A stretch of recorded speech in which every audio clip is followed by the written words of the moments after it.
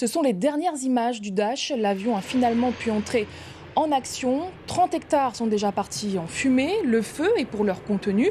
À nouveau opérationnel, donc le Dash a pu réaliser son tout premier largage en début d'après-midi. Des équipes de surveillance de nuit vont être mises en place. On fait le point avec Céline Lachimi et Thierry Chapuis.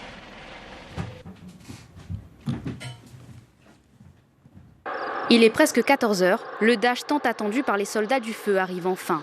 Les premiers largages de produits retardants sont effectués.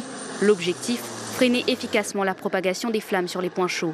Ce matin, les pompiers ont dû faire sans le bombardier d'eau et ils ont agi par ordre de priorité.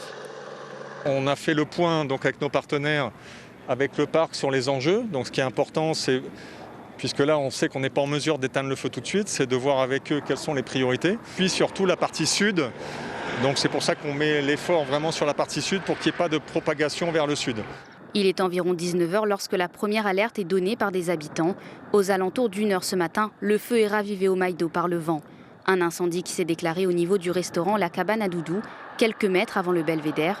D'importants moyens ont été déployés dès ce matin en attendant le Dash. On a 80 sapeurs-pompiers qui sont à pied d'œuvre, leur engagement est total. On a 2 hélicoptères bombardiers d'eau qui interviennent, qui sont juste derrière moi. Effectivement, le Dash est indisponible, en tout cas pour la matinée, puisqu'il était en attente d'une pièce. Par mesure de sécurité, les routes forestières du Maïdo, des Tamarins et de Timur sont fermées jusqu'à demain soir. 30 hectares de végétation ont brûlé. 2 équipes de 30 pompiers vont se relayer cette nuit afin de surveiller le site.